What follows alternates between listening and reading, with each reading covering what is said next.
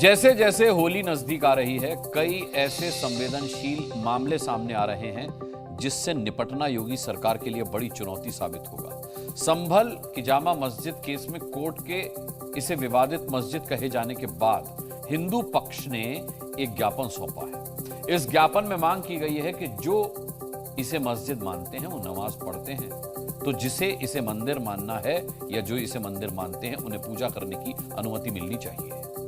चित्रकूट में भी दो पक्षों के बीच कब्रिस्तान विवाद का कारण बन गया है। हिंदू पक्ष कह रहा है यहां होलिका दहन होता रहा है।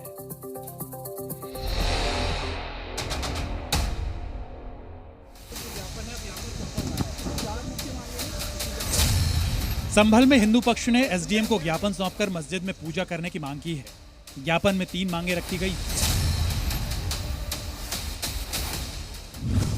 पहली, नमाज हो रही है तो हिंदू पक्ष को भी पूजा करने की अनुमति मिले। दूसरी, पूरे एरिया में जामा मस्जिद के नाम से बोर्ड लगे हैं तो हिंदू पक्ष को भी अनुमति मिले कि वो हरिहर मंदिर का बोर्ड लगा सके। तीसरी, इलाके में रहने वाले हिंदुओं की सुरक्षा सुनिश्चित की जाए।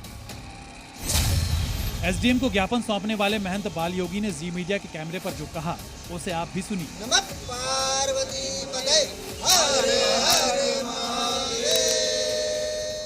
सबसे पहली मांग तो ये है कि माननीय न्यायालय के माध्यम से इस विवादित स्थल को विवादित स्ट्रक्चर, विवादित ढांचा घोषित कर दिया गया है। हमारी पहली मांग तो ये है कि इसमें या तो जो वर्तमान समय में नमाज अदा की जा रही है, नमाज ये कर रहे हैं, या तो इनका अधिकार समाप्त होना चाहिए, या फिर हिंदू समाज को भी इसमें पूजा का अधिकार प्राप्त होना चाहिए। दूसरी बात, जो इसके अब विवादित स्थल है, इसके आसपास के एरिया में इन लोगों ने लगभग 2-3 किलोमीटर के एरियाज़ में इन लोगों ने जो है बोर्ड लगा रखे जामा मस्जिद नाम के। वो है बोर्ड हटने चाहिए, या फिर हमें हिंदू जो हरिहर मंदिर के जो है बोर्ड लगाने का अनुमति मिलनी चाहिए। तीसरी बात यह कि हिंदू समाज की सुरक्षा की व्यवस्था होनी चाहिए। कल इलाहाबाद हाईकोर्ट ने संभल की जामा मस्जिद को लेकर सुनवाई में इसे विवादित मस्जिद के नाम से दर्ज किया था। हिंदू पक्ष ने इसे अपनी जीत बताते हुए अब पूजा की मांग की है। हिंदू पक्ष ने इसे अपनी जीत बताते हुए पूजा की मांग रखी है। विवादित मस्जिद में पूजा को लेकर अब अदालत को तय करना है कि फैसला क्या आता है, लेकिन उसके पहले सवाल उछलने लगे हैं कि क्या संभल में मस्जिद के सामने होलिका दहन होगा।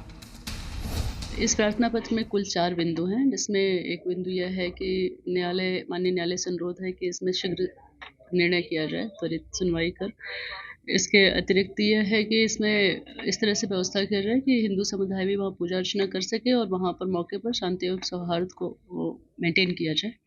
इसके अतिरिक्त इसमें यह कहा गया है कि इस धार्मिक जो भी विवादित स्थल है, इसके ऐतिहासिक परिप्रेक्ष्य को भी देखा जाए। जो ऐतिहासिक और जो हमारे पास पूर्व से साक्ष्य हैं लिटरेचर के रूप में, उसको भी ध्यान रखा जाए। संभल में इस वक्त सुरक्षा अव्वल दर्जे की है। रमजान और होली को देखते हुए पुलिस की तैनाती बढ़ा दी गई है। कि जब वो विवादित है या तो उनकी नमाज पर रोक लगा जाए, और यदि वो उनकी नमाज पर रोक नहीं लगाते हैं तो हमारे लिए भी उस मंदिर में जाने की अनुमति दी जाए, पूजा करने की अनुमति दी जाए। ये तो एक कालखंड रहा। बाबर का कभी समय आया तो उसने जो है ये हमारे हरिहर मंदिर के लिए जो है मस्जिद का स्वरूप दे दिया। जिस प्रकार की अनव्यापी में पूजा हो रही है, उसी प्रकार हमें सोमवार को यहाँ जल चढ़वाना चाहिए। जैसे जुम्मे के दिन ये नमाज पढ़ते हैं तो सोमवार को हमें जल चढ़ाने की अनुमति दे प्रशासन। एक पक्ष के लोग नमाज पढ़ रहे हैं तो दूसरे पक्ष के लोगों की भी सुनवाई होनी चाहिए। जब 500 सालों से हमने जल नहीं चढ़ाया तो अब कहते क्या होगा फिर बताइए। योगी महाराज जी की सरकार में जल तो चढ़ी जाएगा। लेकिन होलिका दहन का सवाल सिर्फ संभल में ही नहीं, चित्रकूट में भी होलिका दहन को लेकर बवाल छड़ा हुआ है। ये दीवारों से घिरा और बंद गेट वाला कब्रिस्तान है, जिस पर हिंदू और मुस्लिम पक्ष के अपने अपने दावे हैं। मुस्लिम पक्ष का कहना है कि यह कब्रिस्तान है, जबकि हिंदू पक्ष का कहना है कि हाल के वर्षों तक यहां होलिका दहन होती थी। मामले को तूल पकड़ता देख प्रशासन ने इस विवादित जमीन को सरकारी खाते में दर्ज कर लिया है। इसको हम फ्रॉड कह सकते हैं। फ्रॉड के तहत इन्होंने वो दर्ज कराया। समाजवादी पार्टी की सरकार में दबाव बनाकर, सरकार से और शासन के ऊपर दबाव बनाकर रातों रात सरकारी पैसे का धन का दुरुपयोग करते हुए, सरकारी मशीनरियों का, नगर पालिका की मशीनरियों का उपयोग करते हुए यहाँ पे दिन रात पुलिस छावनी में तब्दील करके यहाँ पर एक कब्रिस्तान की बाउंड्री बनाई गई। चैलेंज करेंगे, चंदा करेंगे, चैलेंज करेंगे, कब्रिस्तान होकर रहेगी, हमने लोगों से राय लिया है। भाई धाराएं कहाँ बता दोगे तुम? 212 में लिखा हुआ है चरागाह, कब्रिस्तान, मरघट, ये सब इसे चेंज नहीं करते।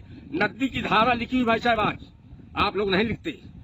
रेलवे लाइन 6 बीघा राम सकाले पाल के नाम लिखा, दामाद के नाम, आज भी लिखा हुआ राधेश्याम के नाम। नहीं काटते अधिकारी, सन 5 में लिखा गया है। लिख दीजिए, आपके हाथ में चार्ज कर लीजिए। कब्रिस्तान की ये जमीन दलित समाज का जहां घर है उसके बीचों बीच है।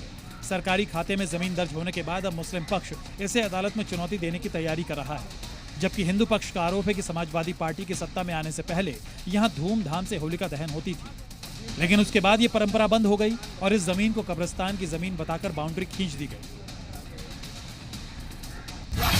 सरकारी खाते में ये विवादित जमीन के दर्ज होने से हिंदू पक्ष खुश है, लेकिन अब सवाल उठ रहा है कि क्या इस जमीन पर अब होलिका दहन हो पाएगा। ब्यूरो रिपोर्ट, जी मीडिया।